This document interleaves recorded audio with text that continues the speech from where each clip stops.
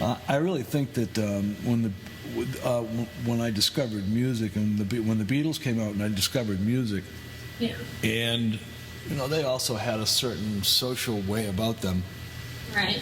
that everybody, they caused quite a social revolution. Really, I've never seen anything like it since. But. Yeah.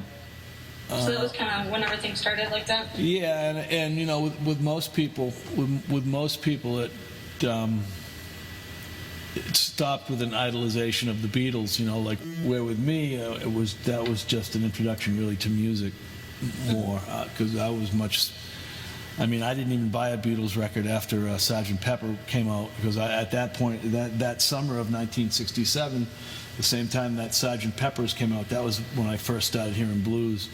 And as soon as I started hearing like Eric Clapton and Peter Green and B.B. King and stuff, I didn't care about the Beatles anymore. Yeah. At all. I mean, at all.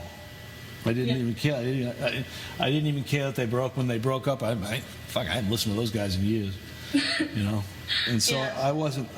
I thank them for giving me it was definitely them that opened my eyes, and George Harrison, just to how pretty electric guitars were and how cool they were and all that stuff. Yeah, and he did more interesting worldly music, right? Well, he was the as they got more into their career, he was the one that did the raga music and the sitars and all the spiritual stuff. Yeah. So how, roughly what grade was that were you in when you started liking music a lot more? The summer between 6th and 7th grade. 66, 67. Yeah. That was all the, I'm sure everyone was like that, though. No. Oh, absolutely not. No. Really? When Hendrix came out, when Hendrix was at his most popular, there was very few kids in my school that even knew who he was. Really? Yep. What a shame. Well, it was the same sort of thing as happens today. It was all programmed. The only music that was on the radio was Beatles or something that sounded like the Beatles. Yeah. Well, Hendrix was pretty demonized, wasn't he? A little bit. Well, he was he was they used to call it an underground hit, like Cream. You never heard Cream songs on the radio. Really? You never heard.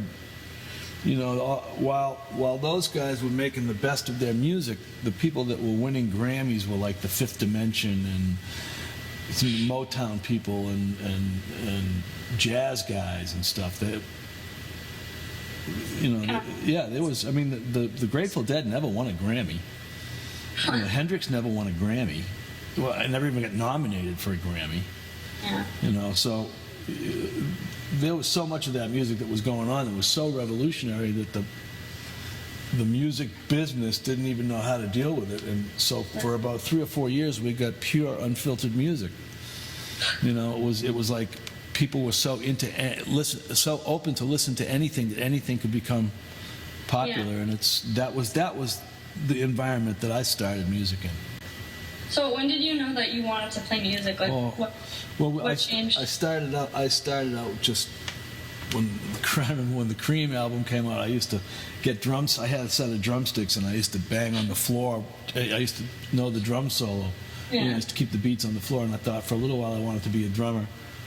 And then I thought I was a great singer too, until I actually recorded myself singing, and then I stopped. But when I always played the guitar. Even because it was at the time I started listening to really getting into music. I already played the guitar for a couple of years, but I didn't really play the guitar. I didn't even really know how to tune it. Yeah. But I used to be. I had a tuning that I had, and I used to be able to play Beatles songs, to play all the melodies. Would you have a little acoustic guitar? Yeah, I had an acoustic guitar that I got for Christmas. A nylon string? No, it was a steel string, but the strings were about 2 inches off the fretboard, and you couldn't play it. Couldn't play it for long. Must have sounded good. Well, I'm trying to think of what I must have been. I know I was a sophomore in high school when I played my first gig for money. Yeah. So I must have actually bought my own. I bought my own guitar with money I made caddying. The guitar was $75. And I caddied. I had to work all summer for it. Oh my God. And then I dropped it at rehearsal and broke it. It was a hollow body. Did you cry? I did. I actually shed a tear. And then I brought it to the music store, and they fixed it for me, and everything was all right. And I sold that guitar when I went away to go to college, and I wish to hell I had it now because it was a really nice guitar. Yeah. Yeah, it was I got pictures of me playing it somewhere. I don't know. Yeah. Ugly thing. But then my father bought me the Les Paul, and then that got stolen. No. And with the insurance money is how I got the one that big red one that I have Yeah. now. So I was actually wondering that too, like, because you were the only boy in the family, was he like responsive to you wanting to do music, or was he kind of like wanted you to do sports or something? my father had wanted me either to be the shortstop for the Red Sox or a priest. Those were his two goals that he really wanted to see me do. Yeah. I was a really good baseball player. Yeah. I probably could have been a great baseball player if I had given a damn for it, and and given it. If I had had the kind of intensity that you had for soccer Right. with my baseball, I probably could have had a career in baseball. Yeah. I probably would still be coaching or doing something today, but I just didn't. And then when I started playing guitar, it just got less and less important, and I just, Right. you know. Plus, the straw that broke the camel's back was the baseball coach that I had when I was a sophomore in high school. Yeah. His name was Mr. Whitehouse, and he hated me. He used to, like, I'd be doing my push-ups and he'd come and stand on my back and step on me and shit. I freaking hated that guy. Yeah. So the varsity coach used to let me go to the varsity games, and Yeah. I'd get to play in if the games weren't that close, I'd get to play in if we were way ahead or way behind, Yeah. to get the experience of playing with the varsity. I was only in the 9th grade, and I was the backup third baseman shortstop, so it was pretty cool. That's cool. Yeah, the game moved pretty fast. I was stunned when I went from the JV level up to varsity. I was just, I couldn't believe it. That was like with me going out traveling to club. It's like, oh, this is more fun. Yeah. These people, you got to run. These guys go fast. Yeah. So, it's kind of like that's the way I feel about playing with Brian and Glenn right now. Yeah. Just hold on. So yeah, you said your first gig for money was high school, Yeah, Halloween night, 1970. and then when you really started getting into it in high school, did you think like that's exactly what you wanted to do for the rest of your Oh, life? absolutely. I used to think to myself, if I haven't made it big by the time I'm 23, I'll figure something else to do. Really? But I was so convinced that I was so good at it, because I got good really fast. Right. But then I didn't improve for ages. I just kind of, when I first, there's a million reasons that you start playing, and it isn't all for playing music, and it wasn't when I started either. It was a nice way to meet girls, and Yeah, no, I know. So it was. Plus, it gave the thing that's the best about it, I think, is it gives you something that sets you apart. Yeah. When everybody else is like doing the same stuff, you're in a band. Yeah. And it's just something that always kept us. I mean, our parents were thrilled about it because three nights a week they knew where we were. Right. Because they could hear us. We used to play so loud. I don't know how they stood it. I don't know how. I'm thinking back on the amps we used to play out of. It must have been so loud. But we used to have a good time.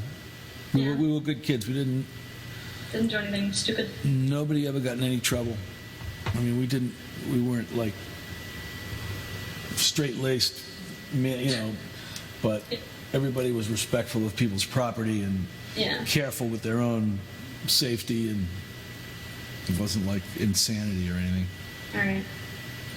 So after high school, what'd you do? You worked first, and then After high school, I went to work in the factory with my father. I wasn't sure I wanted to go to school. I didn't have any money.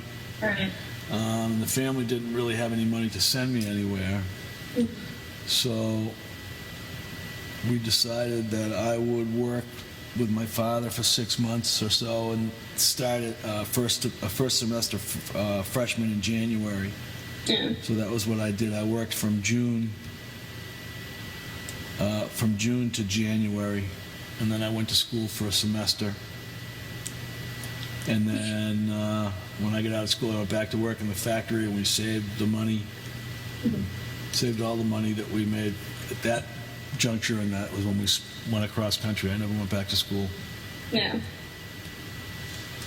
Would you learn at school? You focused on art, right? Yeah, I was a fine art major, and I was hoping to my eventual thing that I wanted to get into was animation. Yeah. But at that time there was no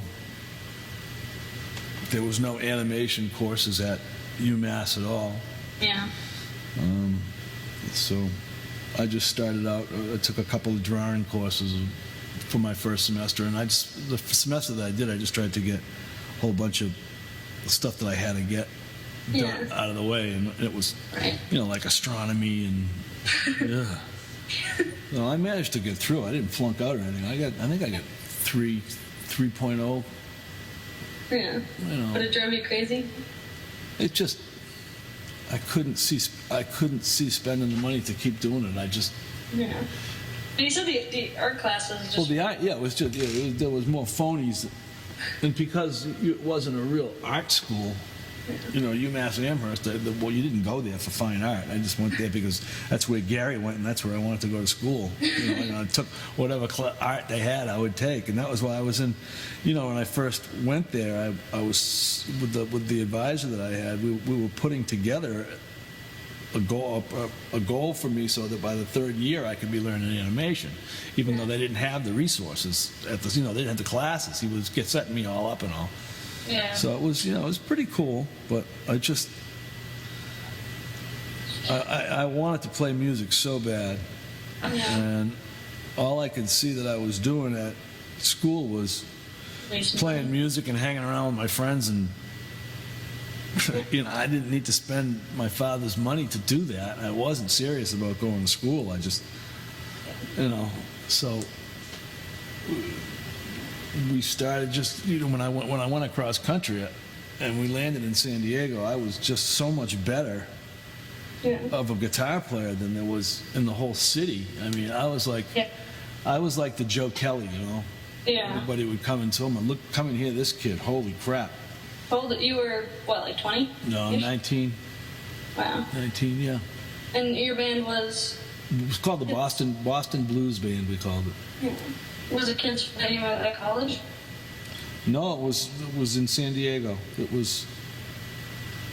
Me and Gary drove around the country, and we ended up in San Diego. We were going to go to Lake Tahoe and settle in Lake Tahoe, but we decided that when we were in Nebraska, there was a blizzard in Lake Tahoe. Yeah. So we decided we didn't want any part of a freaking blizzard, so we went south, and we ended up in San Diego. And no intention of. I mean, I had my guitar with me, but I didn't have an amp or anything. And I just brought the guitar so I could keep playing. We're recording. Mom's here. Oh. So when we got to San Diego, we just kind of hung out. We had a ton of money. We didn't have to do what? it. From Gary working and me working, we saved everything that we had. And just decided to go drive? Yeah, and we stayed. It wasn't costing us anything to stay at the Holiday Inns because Gary was a Holiday Inn employee. Oh. So we would just, we were going across country. I mean, the only thing we were spending was on gas, and we had that little Saab that he had, and it got 55 miles a gallon, and gas was, 18 cents a gallon. So, I mean, it was like, we had a cooler in the back seat full of beer for the whole trip, and I mean, we lived like kings. We ate big, huge meals and stuff. But anyway, we got to San Diego, and we hung around, and the first day we went to downtown San Diego, we went to the first music store that we saw. Let me go and look at the guitars, and so we did, and there was a Flying V, Gibson Flying V, you know those? Yeah. Like Albert King played. Yeah. And I had never even seen one. And I went, oh my God, look at that. So, The coolest thing ever. oh, it was just beautiful. I just thought it was so, I always thought they looked a little, hokey, but I loved Albert King, so. Yeah. I asked the guy if I could play it. And he says, what kind of amp you want to play it through? And I said, look, they had everything. I don't know, just a little Fender amp would be great. So the guy plugs it in and he just cranks the amp all the way up and walks away. So, I mean, the thing is, it's like the loudest guitar in the world. And it just had a tone on it that was unbelievable.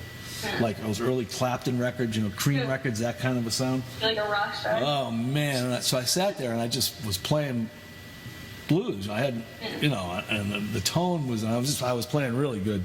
And the next thing I know, Gary's like, Fran. And I look up and it's all these people standing around,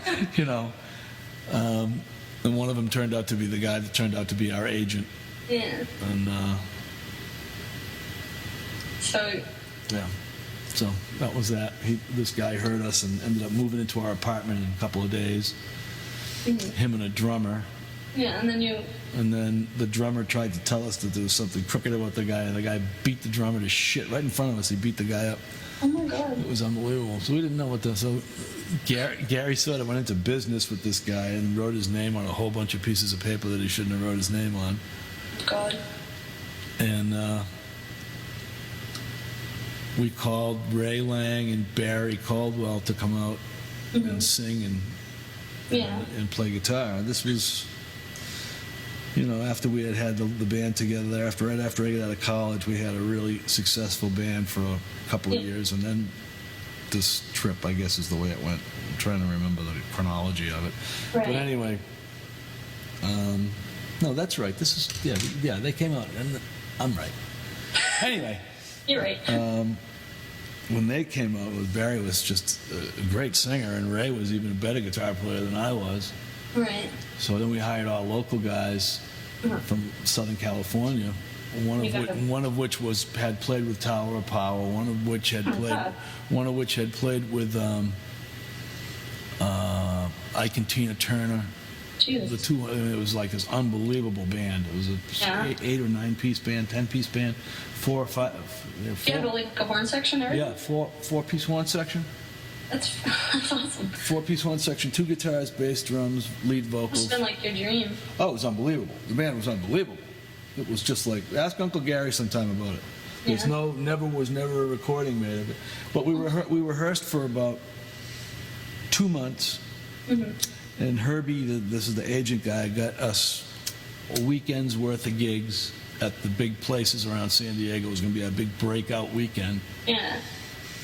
And the plan was we were playing Friday night, Saturday night, and then a big showcase on Sunday, and everybody was going to meet at the apartment on Monday morning, and he was going to split up the money from all the shows.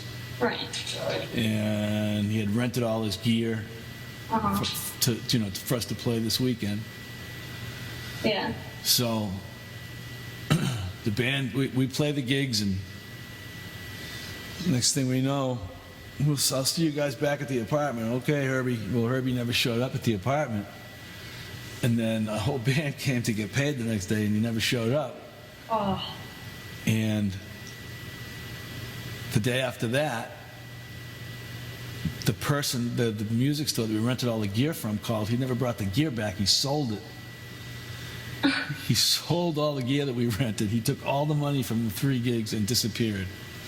So, yeah, as Uncle Gary had his name as co-signer on all this stuff. Oh my God, really? So there's a warrant out for his arrest. And things went from bad to pretty bad after that. What happened?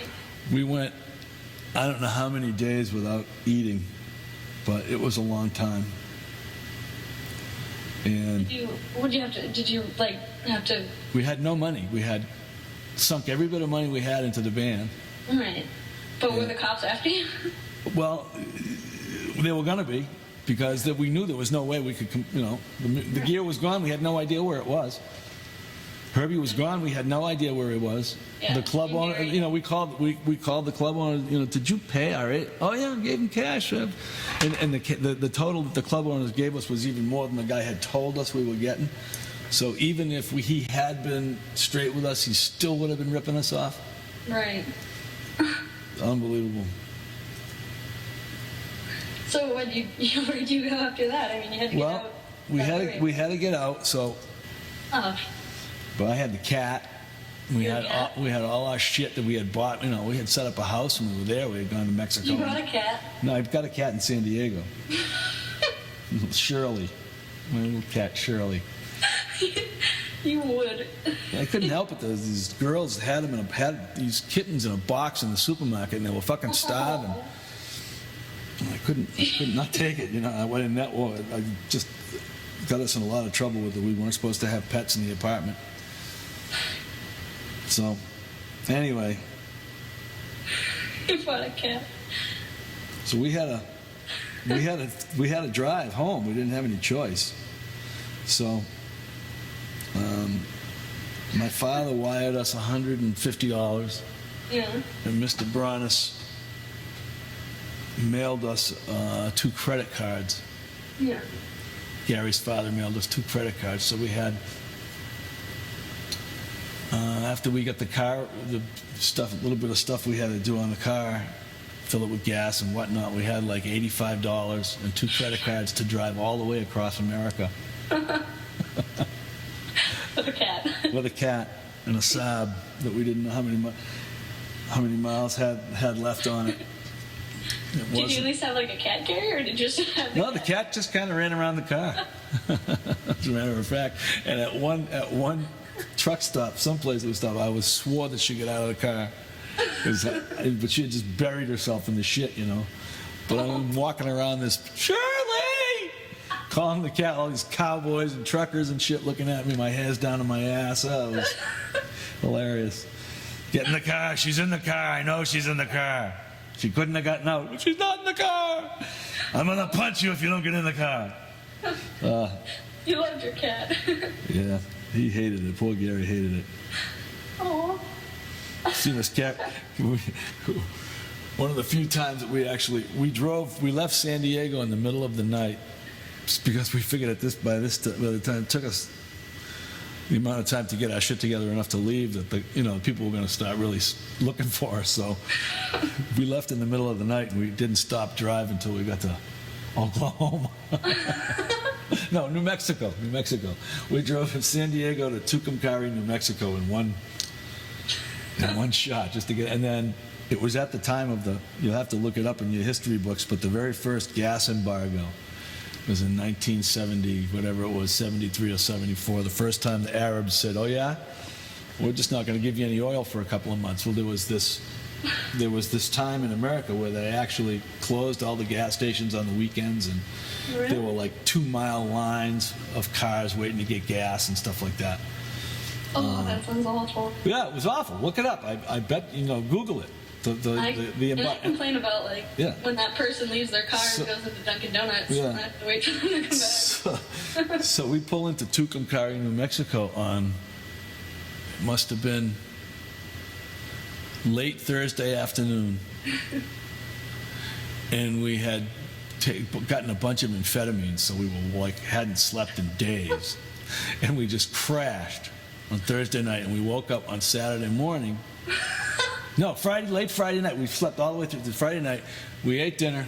We decided, okay, we'll leave in the morning, not knowing that this embargo thing had hit full force while we were. Yeah. And all the gas stations in Tucumcari, New Mexico, were closed until Monday. So we had to stay in the hotel with no money. And oh, it was crazy. And then when we finally got up Monday morning, we looked outside. It was a blizzard in New Mexico. It was this weird storm, and we followed it all the way across the country. We would catch up to it by like 3 o'clock in the afternoon, and we'd be in the same.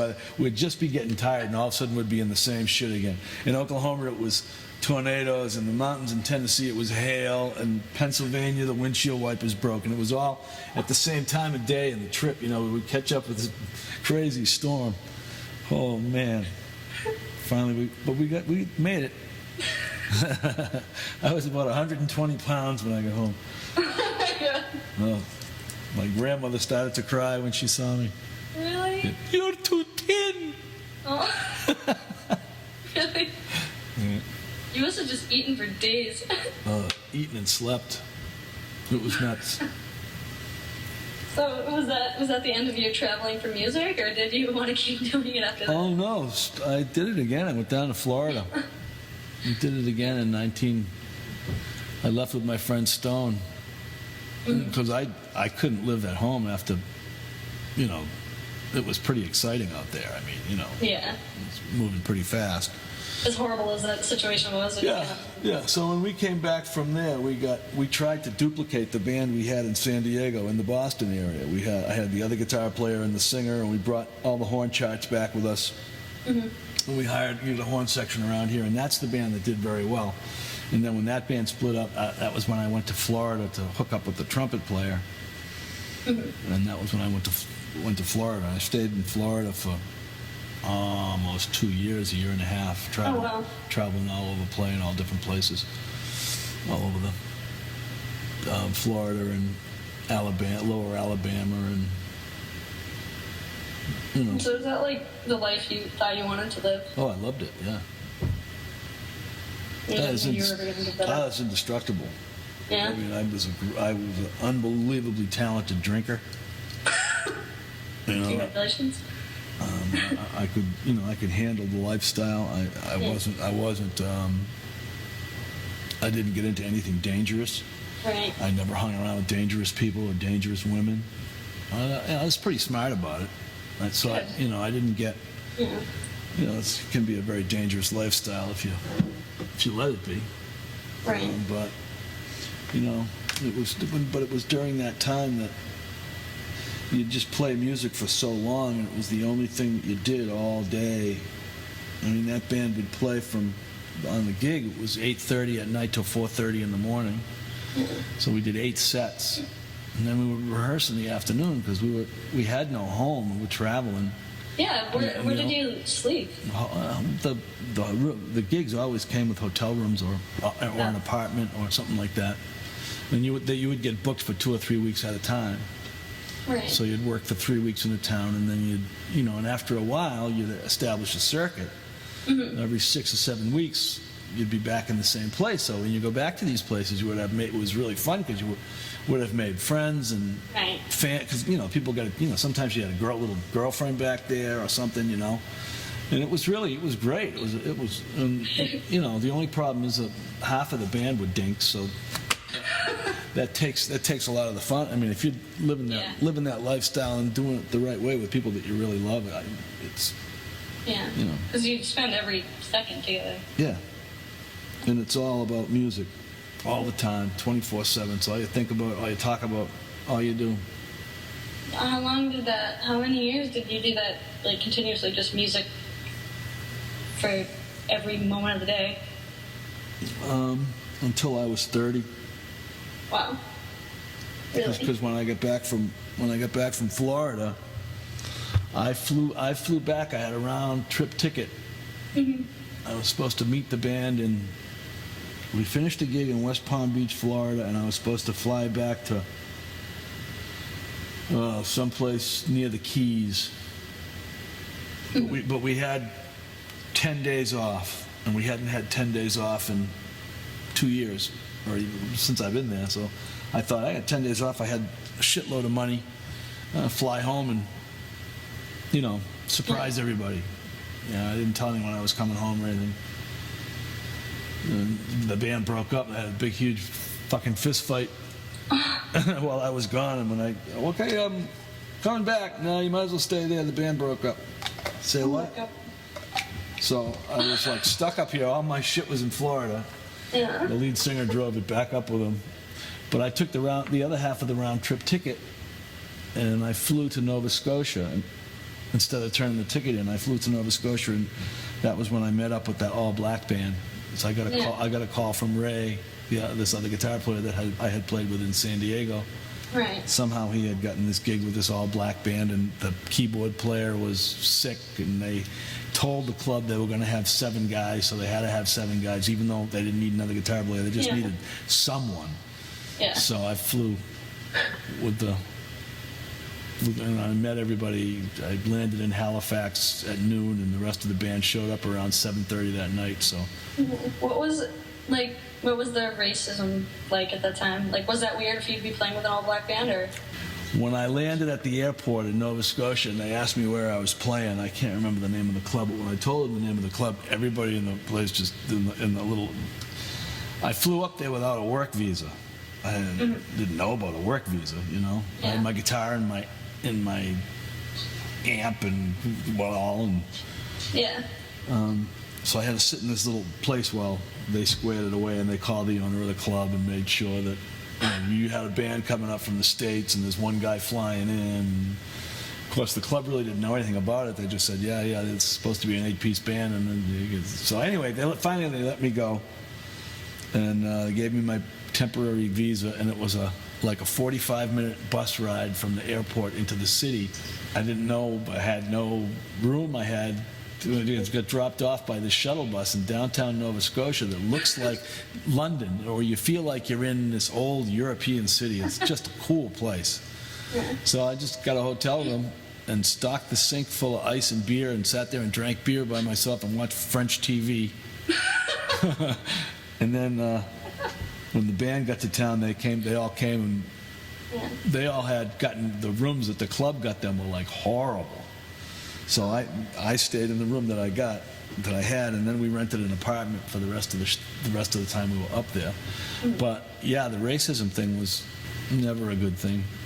I think with musicians, you can't do. Musicians are the hardest one to judge what racial climates are, because musicians, more often than not, if a guy can play, it doesn't matter if he's a fucking Martian. You know, it doesn't matter. You just that as soon as the guy starts to play, if you're making music, what he looks like, smells like, dresses like goes away. Yeah. You know, it's what he plays like, and that's the only thing that matters. And you find that, sure enough, if you have that connection in music, that sure enough you become friends, because you know your minds work alike, and that musicians are universal. There's a certain type of people.